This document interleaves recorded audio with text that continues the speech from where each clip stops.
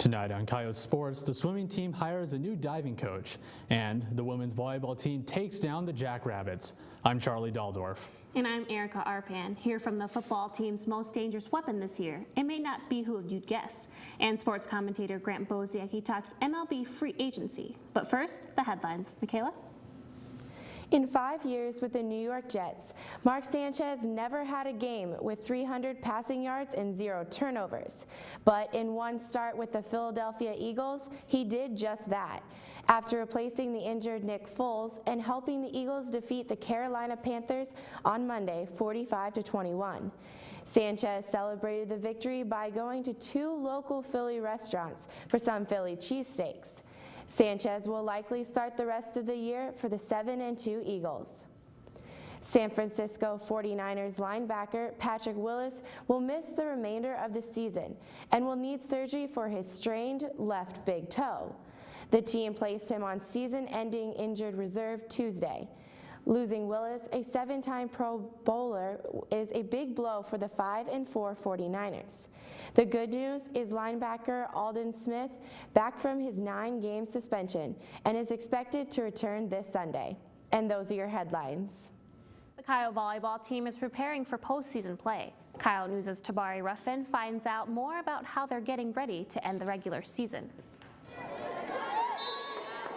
Long before the ball is in the air, fans start to fill the Dannon Dakota Dome, and with them comes energy. The women's volleyball team has a winning record and are 11-3 in conference play. The Coyotes have enjoyed a 16-game home win streak here in the Den. However, they know they must build off that success if they want to make a deep postseason run. Part of the formula to that success is not being complacent. Obviously, last year our season didn't end the way that we wanted it to, so we don't want to be satisfied, and we've started off the season so well, so we just want to carry it over into the conference tournament to finish off the rest of these regular season games. Head coach Leanne Williamson says there's more work to do. We are continually trying to improve. We're not satisfied. We're not okay with where we're at yet. We're going to keep pushing ourselves and keep pushing ourselves to be the best team that we can be come Sunday, come Tuesday, come next Sunday, and then going into the conference tournament as well. Home field advantage is huge for the Yotes.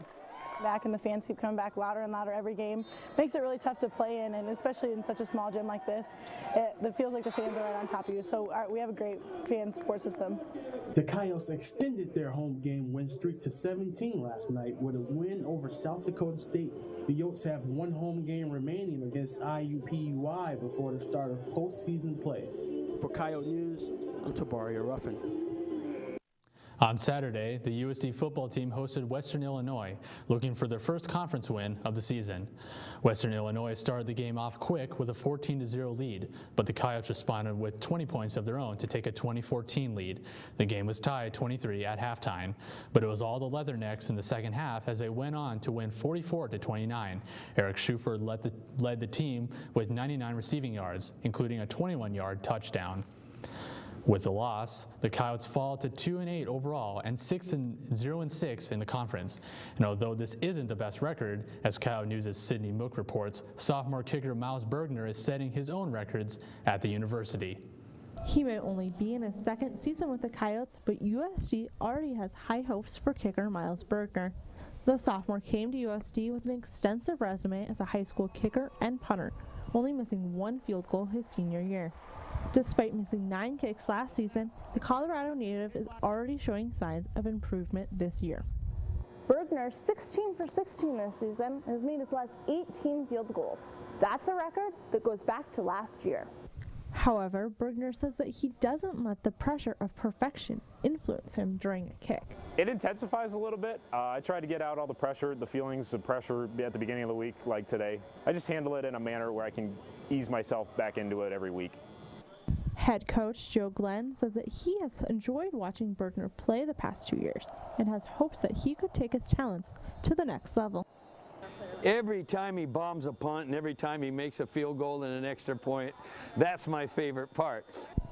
Bergner converted a career-long 50-yard field goal earlier this season, but the theater major says that relaxation is the key to success both on the stage and on the field. You have to be able to be calm, intense moments and calm and moments of pressure, and it translates out here perfectly because it's exactly what I have to do in moments of pressure. Bergner will attempt to keep his streak alive this week against Illinois State at the Dome. For Coyote News, I'm Sydney Mook.